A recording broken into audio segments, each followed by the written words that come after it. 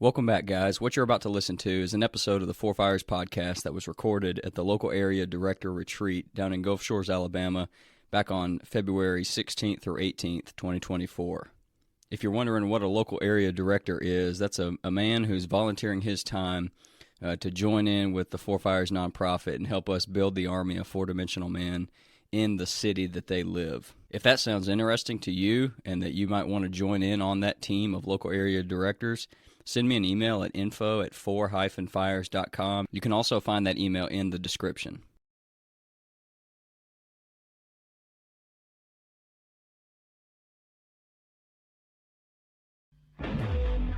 Welcome to the Four Fires podcast, where we talk about winning in all four of the essential areas of life.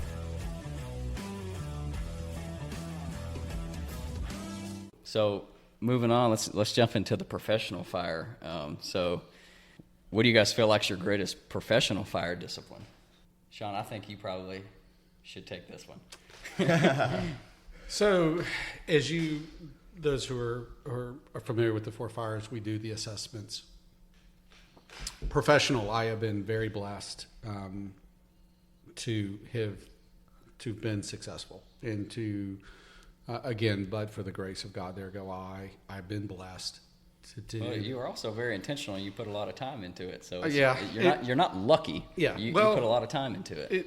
No, you had mentioned earlier that we as men tend to throw more logs on that fire than any other, and I'm certainly an example of that. I think the professional fire for me, and I am in construction, and has been the intentionality to be better. As a young engineer, I'd taken over a project in Pennsylvania. I was as green as greenhorn could be. And I show up on this project, and I had bumped into this old crusty contractor who proceeded to tell this young whippersnapper that he had been doing this for 50 years, and what did I know? And my mentor, I had relayed that conversation. We dealt with it, and I called my mentor, my boss at the time, and said, hey, this is what we're dealing with. And he said something to me that stuck with me. He goes, that old codger might have been doing it for 50 years, but all he did was repeat year one 50 times. And so just because he had been doing it for 50 years, he had never gotten better. And so for me in my professional fire, it was the growth of, okay, I've done year one, I'm on to year two. Let's grow, right? Let's get better. Let's get smarter about what we were doing, and let's learn about our profession. And, you and I were talking about earlier, you're in the SEO digital space, but you had mentioned there's so much to learn. And it's always changing. And it's all, well, that's business. We're in a modern time where the only constant is change. Yeah, I've heard that. You guys were kidding me about how old I was, and we were making the joke that the dinosaurs were still roaming the earth, when I was coming up. And so not quite true, but close. So that intentionality to get better. You had mentioned you had actually had a case that you had said that I wouldn't have been qualified to do this case if I had been doing this for 30 years. Right. The case was that complex and needed somebody with that much experience. The fact that you recognized that is a credit. The fact that you knew where you were in your professional journey, and that this might be a little bit above your expertise. And then you still developed an equitable solution for your client, and you got a result. And at the end of the day, you got it done. And I think that as you young men start their professional careers, and I know there's a lot of us old guys are saying, what do you want to be when you grow up? Or when are you going to get serious? Or forget that, right? Yeah. Look, Rich. So that I think that is, you'll figure it out when you figure it out, and not a moment before. And We have seen this. How many kids come through college, get a degree, and then they're doing a profession that has absolutely nothing to do with their degree. You know, expecting any 18, 19-year-old to figure it out and know what they want to be is completely unrealistic. You'll figure it out when you figure it out. And by and large of us, think about, we fall into our profession by happenstance. We knew somebody who knew somebody. My dad was an electrician. My brother was a plumber. My friend's dad worked in SEO and got me a job for the summer. So we tend to fall into those things, which is okay. But whatever you have fallen into, be deliberate about. Yeah. And don't repeat year one 50 times. Yeah. Go ahead. I want to add on this because you know, this might be useful for someone maybe in this sphere. Learn from my mistakes. One of my favorite things about the people in my life is almost all of them are pretty open about their mistakes, and you learn way more about life from mistakes than you do your successes. Right. But, you know, as we talked about last night, so I've recently gone out on my own. I came from big law in Atlanta. And one thing that came to the realization for me of why I did that, number one, ownership, which is ownership of my own life. What I was realizing, I know we talked earlier about there's just not enough time, but in the context of what I was doing at the time, I was out the door at 6, and I was back home at 7:45, 8 o'clock sometimes. And by that time, my son was going to bed. So, you know, it was not literally, but it was a high five, good night. Mm-hmm. And, you know, then he'd go to bed, get him down around 9, 10 o'clock. The point was that I didn't have time, literally didn't have time, unless I just didn't sleep, which usually didn't result in a favorable outcome. But I could not designate, however you want to call it, any time or effort or energy into my other purposes and my other fires. Yeah. Because I was so fixated on this job I hated, and it was affecting me on a physical level, number one. Didn't have time to get to the gym, or if it was extremely sporadic. Mm-hmm.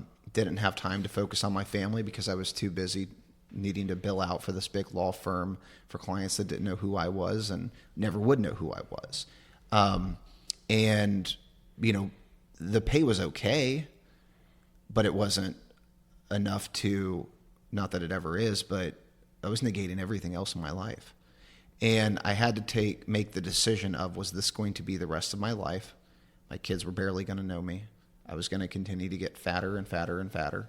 I was being pulled away from God because I'm too worried about dealing with what this partner was going to drop down on me today. Mm-hmm. So I took ownership of that and went out on my own. Absolute leap of faith, completely uncomfortable. Now, every day I find a new thing that I have no clue how to do, whether it's running payroll, whether it's, prepaying taxes, whether it's a new legal issue that you don't want to tell the person, I don't know. I've got it. I'm going to take care of you. Yeah. Okay. God wants me to take care of you. Mm-hmm. So it's just a cautionary tale. A lot of times I know we put all our logs into the professional fire, but just one thing I would caution everybody listening is, if you are, or you think you are, stuck in that situation where everything is fixated on that professional fire, just reconsider it. Think about what the alternatives are, what the other options are. Because being from my perspective, being the wealthiest lawyer, making great money, spending all my time in the office, was going to leave me unhappy, miserable, probably divorced. My kids don't like me. And most importantly, no relationship with God. Mm-hmm. And there was no trade-off, monetary or otherwise, that can make up the difference and make up the gap there. Yeah. If you work on your professional fire only, you can make a really good living. But if you work on all 4 fires, you can make a life. Exactly. Yeah. One that's healthy and not dysfunctional, or at least less dysfunctional.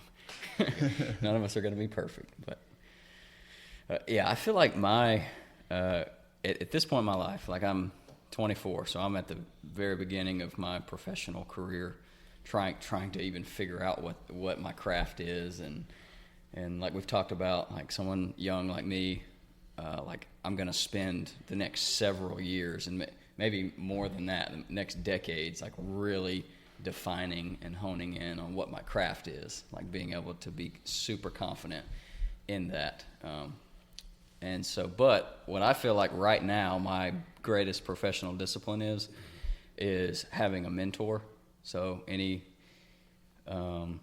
young people for sure out there listening, get a mentor just to be able to ask questions. And that requires, well, let me back up. Even if you're not young, like I know guys that are in their 60s who have mentors that are older than them. So, I mean, you can have a mentor until the day you die, I feel like. And that's, Alan and I recorded another podcast that talked about find a guide. So in every story, you're either a victim or a hero in your story.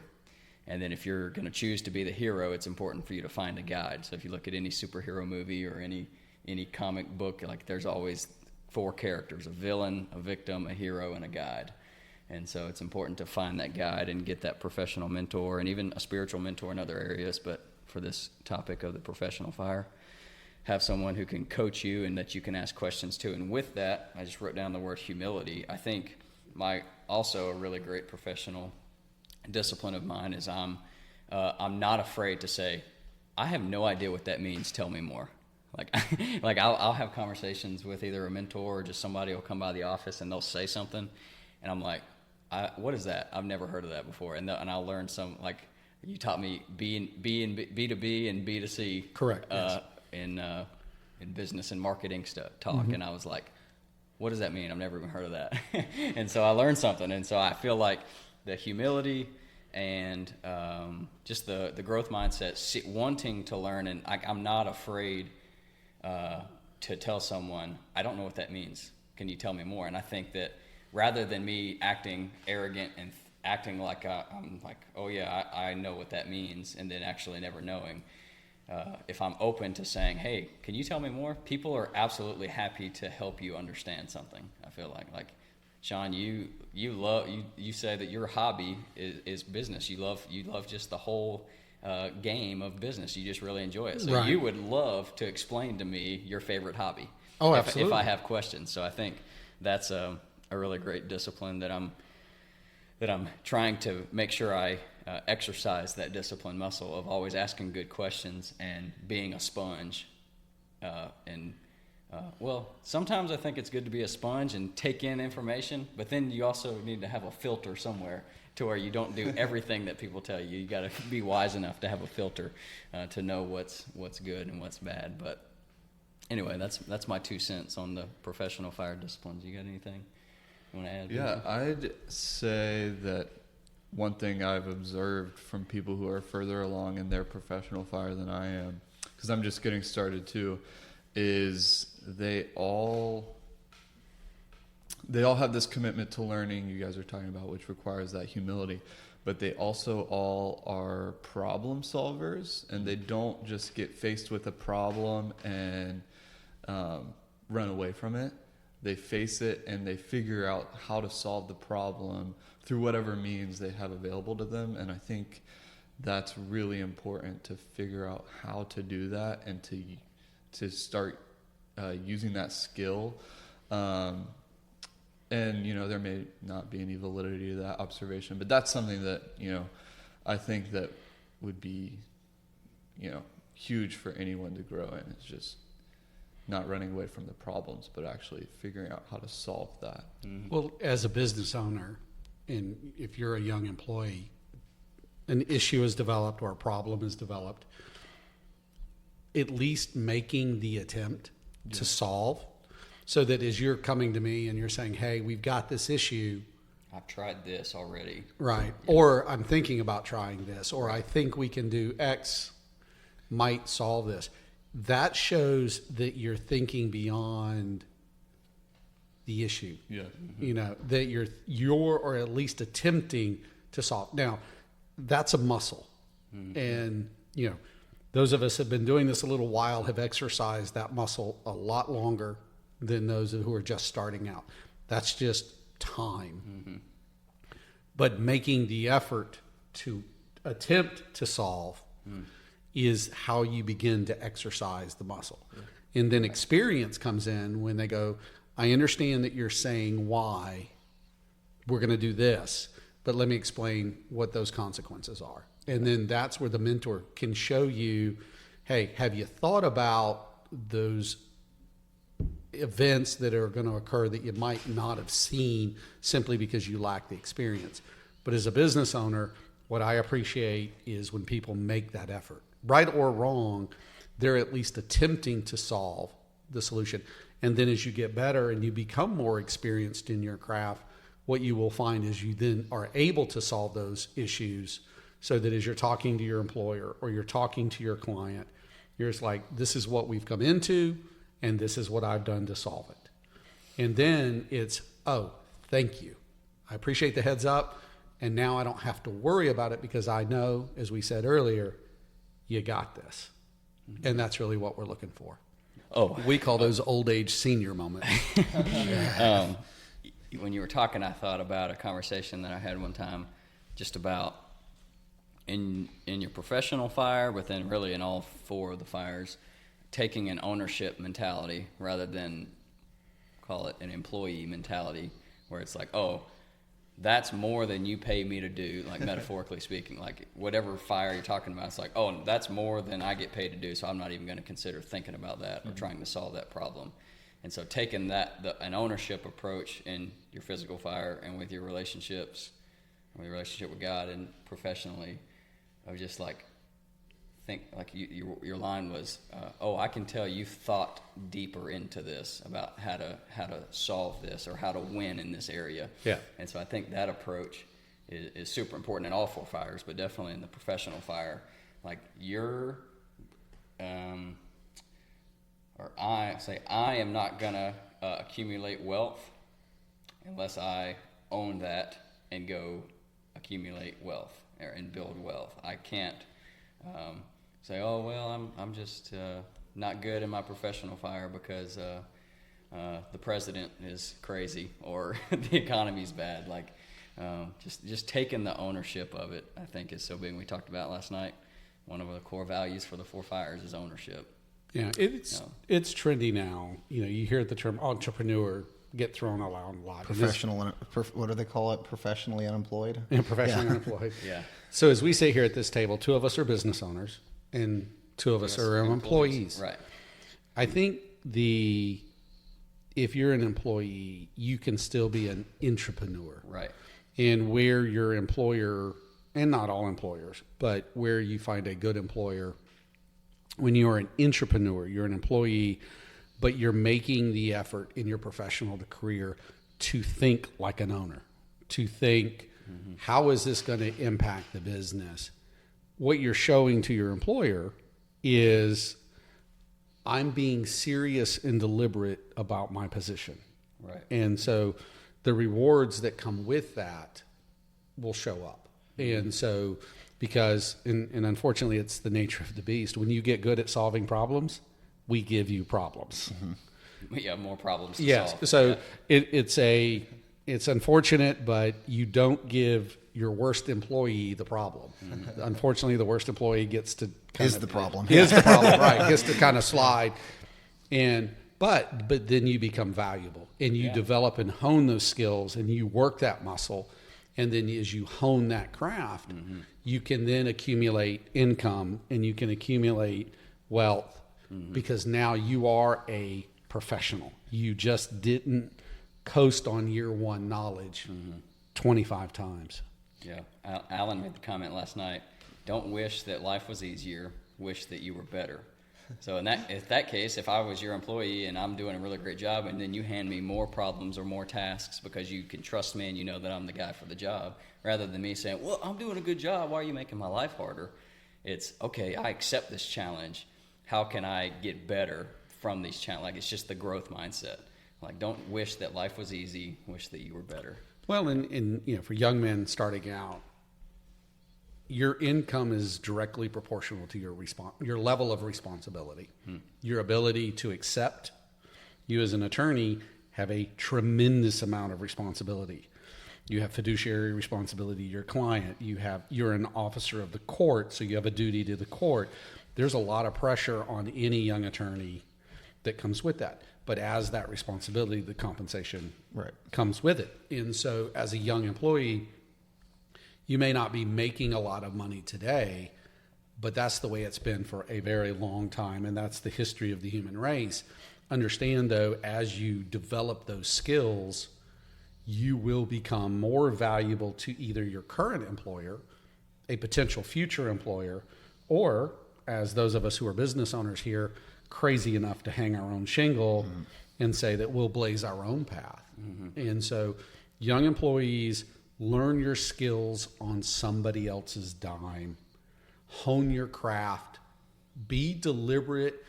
Don't just show up at your job at 8, leave at 4, do the bare minimum, and keep your head down. That's great, but that works for today. But 5 years from now, you'll still be doing that same thing. Yep. And so to your point, Jeff, accept the challenge. And yes, it is a little bit of a left-handed back compliment to say, you did great on that problem. Now I'm giving you more problems to go solve. Yeah. But accept that that's what it really is, that there's a level of trust or there's a level of comfort from the business owner to you that says, I believe in your capabilities enough that I'm giving you this responsibility to go deal. Now, a good employer will recognize that. I realize that there are a lot of horrible employers that might not. But as you hone that skill on this individual's nickel and you achieve it, there is a better employer down the road that is willing to pay you what your skill has now achieved. Yeah. Have we ever thought about the concept of I get up and go to my job and I loathe it? How Like odd, what to do in odd that should be. So the reason I was thinking about this was my previous employer. You know, I woke up every day dreading going to work. But if you think about it, ideally our professional life is the one that we get up and we're excited to go do. It wasn't until just recently, after I hung my own shingle and I've got 10 times the stress and 10 times the responsibilities, that I realized just how sad it would be if I was in a job where I'm doing the I can't come in today, sorry boss, just because I can't deal with it today. I think that goes a little, I don't know if it's just us as a society or mainly younger folks, this mindset of my job is supposed to be something that I loathe, rather than professionally, I want to be doing something I am excited to get up and go do every day. I almost think that gets lost on us as a society, especially younger kids, where it's all these crusty guys that make all the money, and I have to go pick up doo-doo in the backyard, metaphorically speaking. But I just think about that now that I have hung my own shingle, how excited I am to go to work. Yeah, there's parts you dread. Oh God, I gotta call them today. Oh no, I've got to deal with this. Oh God, this judge hates me. Whatever it is. But just how, and I didn't realize it until after I got to where I'm at right now, that 4 months ago, whatever it was like, I am so miserable. That's your old job.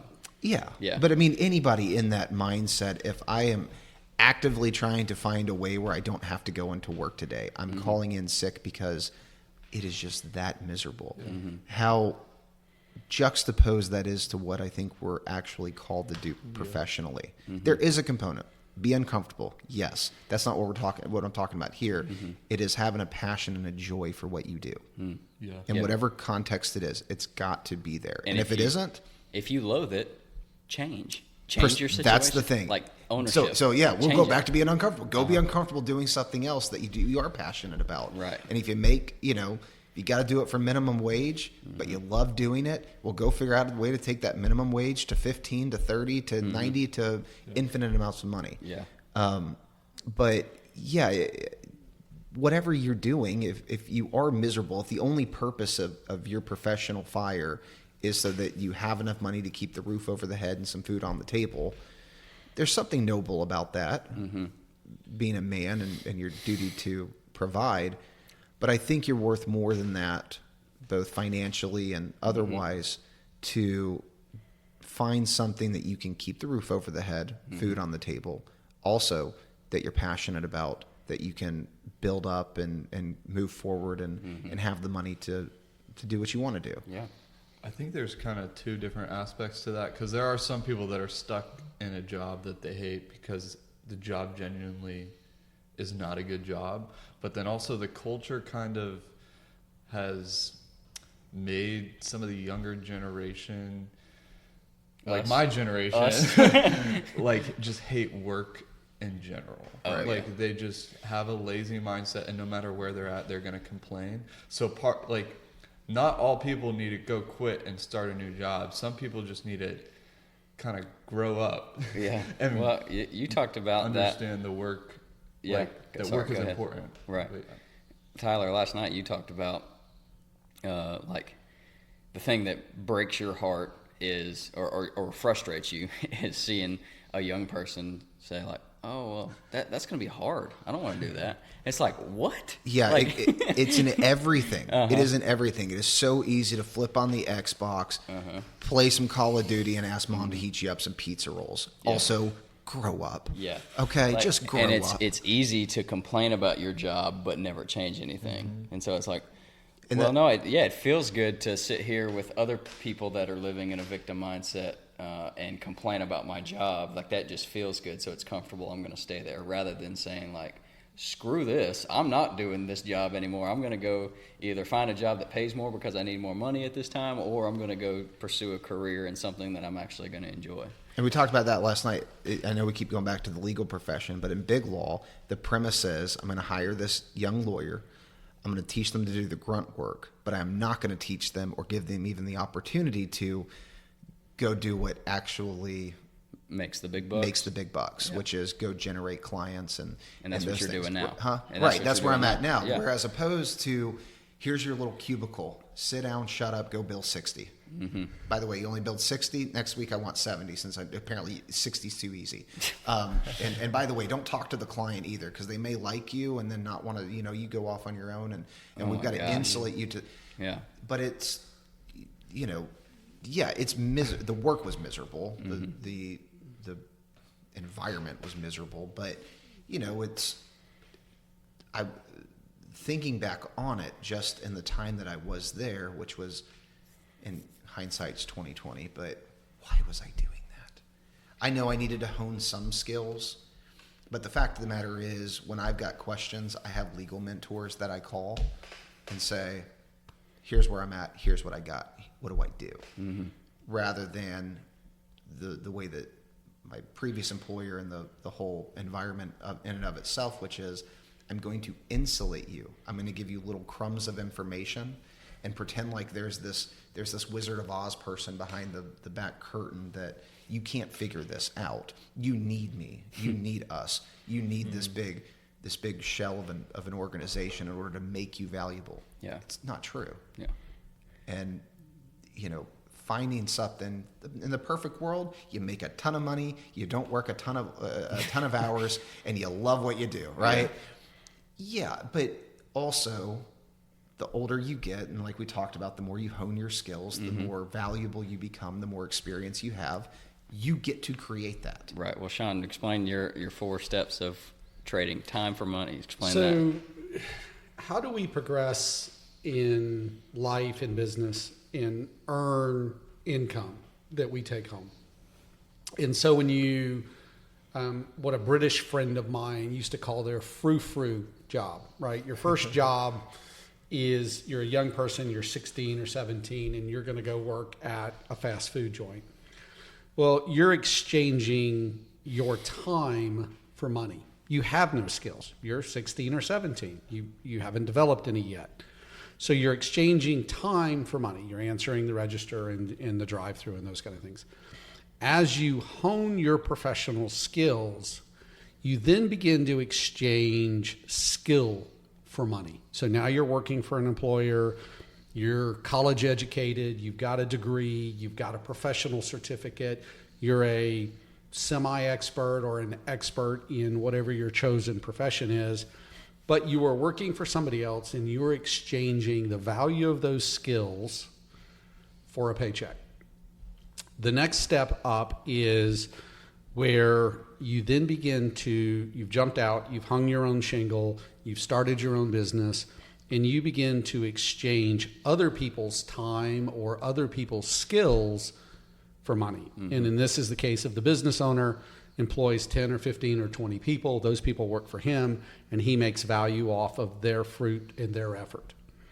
And then last, which is where true wealth is created, is when your money is exchanged for money. You have enough, you've accumulated enough assets that those assets are generating revenue or generating income, and that money continues to occur whether you make an effort at it or not. The money itself is doing it. So those are the four phases or the four steps of wealth creation for you as a family unit, and understanding where you are in those four steps can allow you to decide where do you want to move. There are very successful people who have simply been employees their entire careers, but they were able to parlay the income from the exchanging of skills for money to accumulating assets that then started to do that. So you don't have to necessarily go steps 1, 2, 3, 4. There's a number of ways for that path to go, but ultimately for true wealth, you want to get to that last phase where the assets themselves are beginning to generate wealth or income independent of you or independent of your efforts. Yeah. Right. You don't have to be a bodybuilder, but you should probably be mindful of your physical fire and eating good. And it's just like same thing in the professional fire. You don't have to be a business owner of a business that's $100 million a year. You can be an employee and build wealth. I read a book, Smart Couples Finish Rich by David Bach, and he talks about the myth of it, you have to make $1 million a year to be a millionaire. And it's like, no, like a very small amount of money invested over a long period of time can be a lot of wealth. And so it's just like we're all going to be in different, like everyone can't be a business owner. Correct. And so there's nothing wrong with being the best employee that you can be. I mean, I'm an employee, but I'm trying to be the best employee. I love being an employee at this point in my life. Maybe one day I'll have a business, but I think it's... You feel passionate about what you do, yes, though, right? Yeah. Right. Well, there is being a business owner has stresses, as you mentioned, having to figure out. No. So you can't think of one. No stresses at all. There are some personality types that's okay. The stress, for me, the stress is part of the job that I like. Yeah. I have clients that I just go, oh gosh, I don't want to talk to them today. But then I have clients that I look forward to talking to, and my team will tell you I'm horrible about this, but if I'm sitting in my office doing paperwork and a client calls and says, hey, I need you to come out to a project, I will completely disrupt my entire schedule, throw it all out the window to go hang out with a client on a project. That is the part of the job I truly enjoy. And so doing that, you've set yourself up to do this. You don't have to be a business owner. If you have that type of personality that you're okay with that constant change and being uncomfortable, then it's a great thing. If your personality type is being an employee and you want to clock out at 5 o'clock and go home and not worry about payroll on Friday, that's okay too. Understanding when we talk about building wealth isn't just money. Wealth is your physical. What's your health like? We could all be billionaires, but if we're pre-diabetic or diabetic, obese. I'd rather be a poor guy who makes it to 60 than a rich guy that makes it to 30. Yeah. And you can have relational wealth. Yeah, you can be wealthy in your marriage. Like if exactly. You put a lot of time into your marriage, and there's wealth there. Yeah. Oh, there's absolutely. So that when we talk about 4 fires, there's wealth in all 4 of those. Yes. I don't want to be the richest attorney in the cemetery. Right. Right? Doesn't do anybody any good. Yeah. Right? He didn't make it to 45, by the way. Yeah. Yeah. So when you talk about building wealth and being intentional, you're building wealth, your physical fire, you're taking care of your health, your purpose fire, you're taking care of your relationship with God, you're taking care. You're a people fire. You're taking care of your family. You're taking care of your community. You are building wealth across the board. Being intentional about those 4 areas. I did want to push back a little bit. In professional, we get a lot of, find your passion and you'll never work a day in your life. I absolutely hate that saying. Okay. Yep. Here's why. 2 reasons. Let's say I want to be a singer, but I'm just horrible at singing. But singing is my passion. Yeah. It doesn't matter how much my passion is.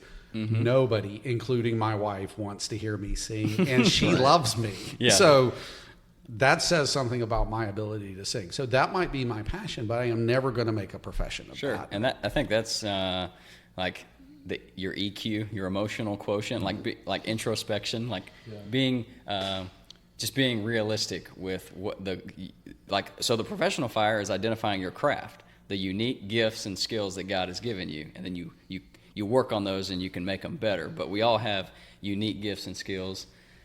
So if singing is not one of them, then just be realistic and say, I love singing, but I'm going to choose to only sing alone in my car. Yeah. I'm not going to go try to grow up. Right. It's just I played 4 years of college baseball. I love baseball, but I knew that I wasn't going to be a professional athlete, but I did it to a certain point, and I got a college degree. But I had teammates who were, I was like, come on, man. You're not going to go play professional baseball. You probably ought to start thinking about what you're going to do with your life. Stop being so naive. Right. Enjoy it. Enjoy the sport. It's a cool time in your life, a cool season. But, so yeah. Well, so the second part of that. So let's say you have a passion. You have a passion for the law, right? You really like the nuance of it. You're in it. You like the historical, and you're doing all of that.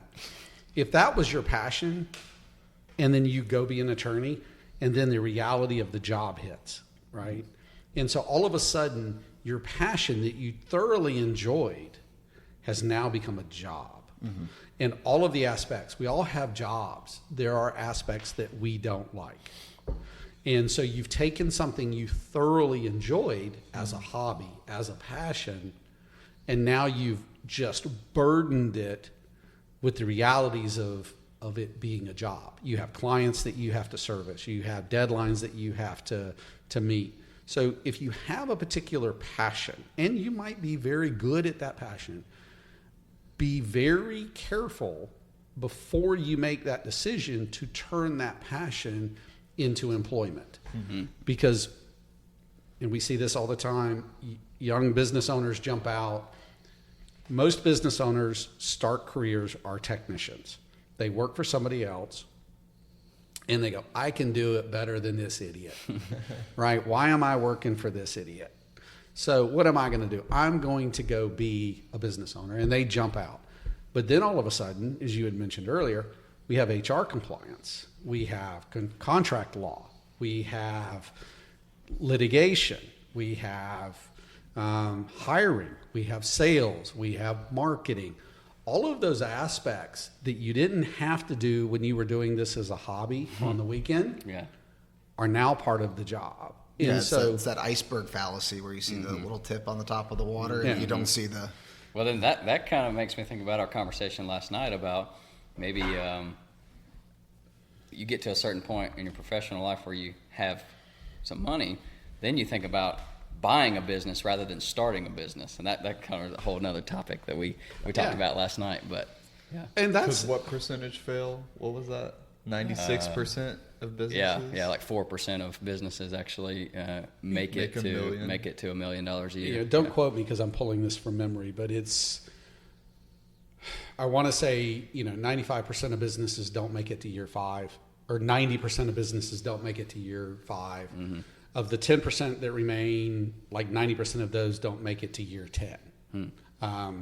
90 some odd percent of businesses never crack $1 million in revenue. Total or annual? Annual. Okay. Yeah. And so most small businesses in America are, in essence, a glorified job.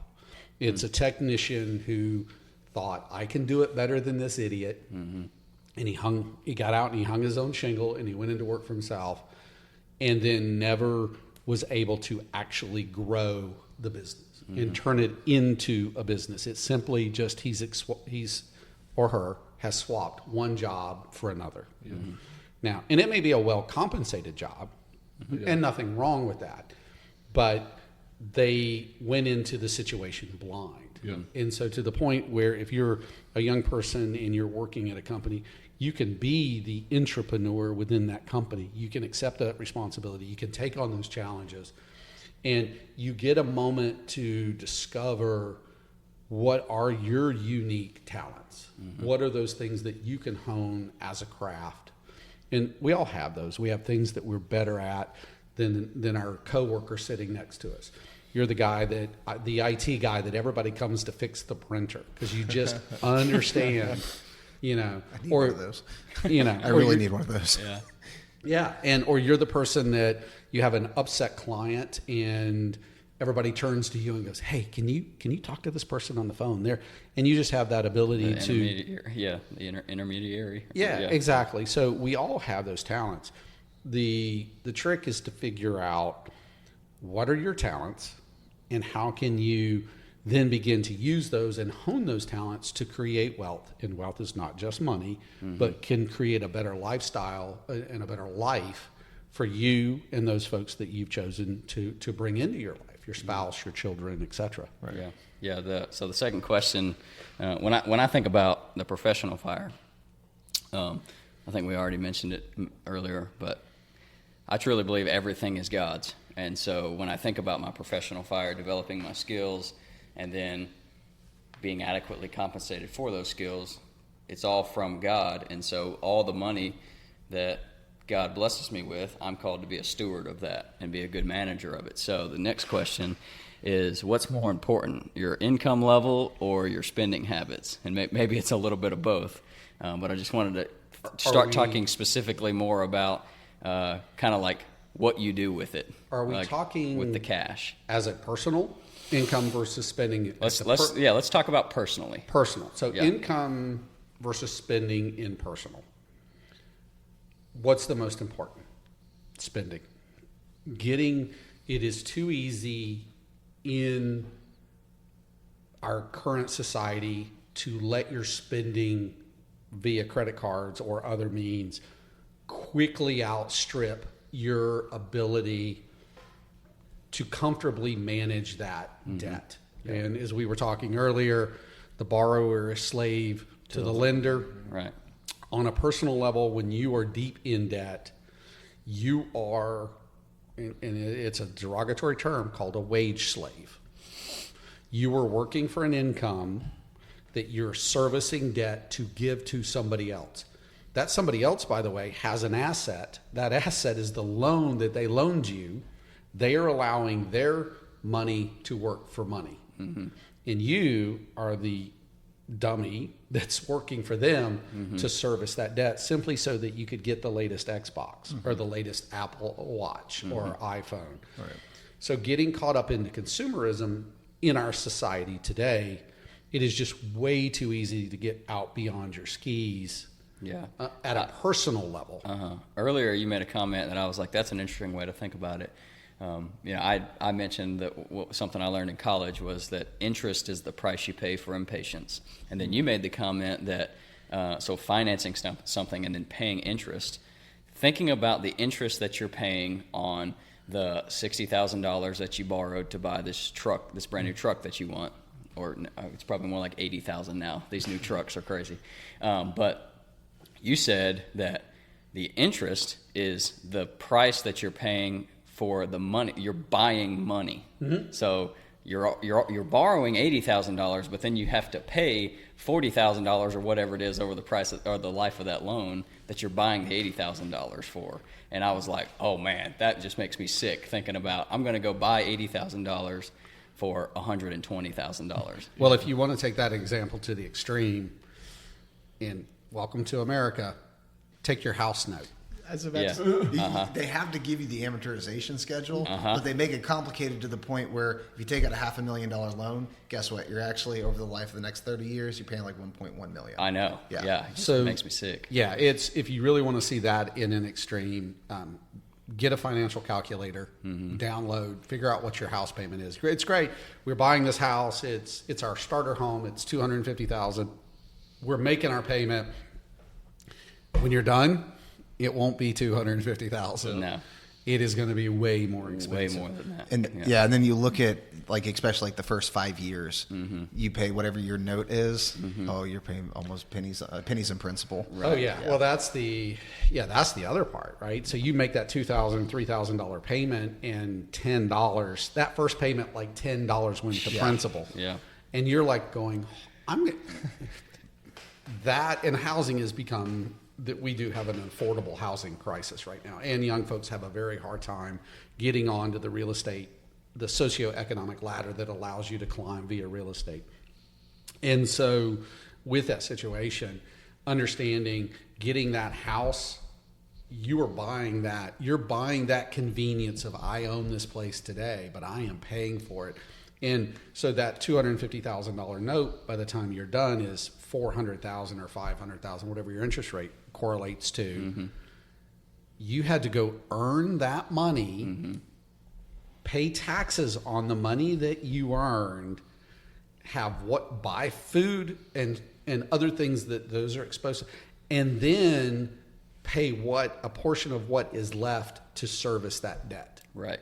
Yeah, that's so in our modern society.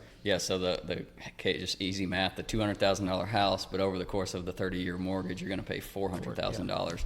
So you're another way I heard it described was debt or borrowing money is simply making yourself more broke in the future. Is all you're doing. You're borrowing money out of your pocket from the future because you're going to be.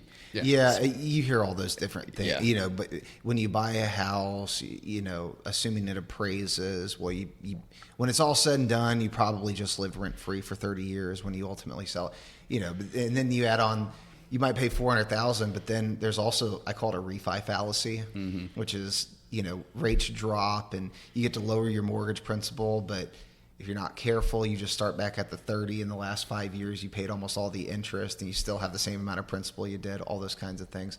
Going back to the question, and this is something that I've actually been thinking about it while we've been talking. Yeah, I think spending is unequivocally more important. I think sometimes we get in trouble with, especially as men, the barometer of our importance is predicated on whatever our paycheck is. Income. Yeah. But at the end of the day, income without a purpose is what? I mean, we talked about it last night. Someone making 7 figures a year had a net worth of $300,000. Why? Yep. Well, so on paper, you looked at the W-2 or the 1099. You're like, rich. holy crap. Yeah. Rich. Right. In reality, poorer than broke. Just about anybody you know. So, I think it actually ties back into our purpose, and we talked about this last night, which is our income and our money generation and whatever we create. If we're not purposeful of it, then what are we actually doing? We're just on a hamster wheel. Yeah. And also having. And goal is a little bit too simplistic, but what do you want? What is the ultimate goal that you're seeking? Is it to retire at 35? Is it to have a bigger house? Is it to, start a nonprofit? Whatever it's going to be, the income is almost secondary, and it's all but irrelevant if your spending is exceeding your income. Yeah, or if it's not even completely aligned with what your ultimate. The ultimate goal is here. Right. Well, I'm reading The Millionaire Next Door right now, and it talks about how there's a misconception on what wealthy means. Like if you ask maybe an average person, like what's it mean to be wealthy? And they're probably going to say something like, oh, well, you're going to have really nice things. You're going to have $1 million house and all these cool cars and watches and all but so back to the goal thing, like what is your goal? Is your goal to have really nice things, or is your goal to actually build wealth where, like you asked me last night, can you write a $100,000 check? And I was like, not yet, but I'm working towards that. Yeah. And so like, the average there are cases where if you're making 7 figures, you can probably have the $1 million house and all of these things and have the $1 million in the bank. You can have both at the extreme where you're making 7 figures, but the average person's not going to be making that much money. So you're likely going to have to choose one or the other.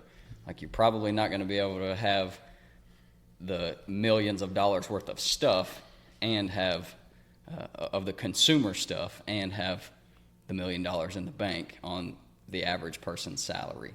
And so it's like, choose what you want. Like, what do you want in life? Do you want to have the extravagant lifestyle, or do you want to be a good steward with the money and be able to like actually perform when like you want to go pay for something? Can you like actually go write the check, or are you drowning in payments because you're trying to live this lifestyle? I think it ties back into what we're talking about with humility. Mm-hmm. So when I was working in Big Law up in Atlanta, did I have the money to go get a new car? Sure.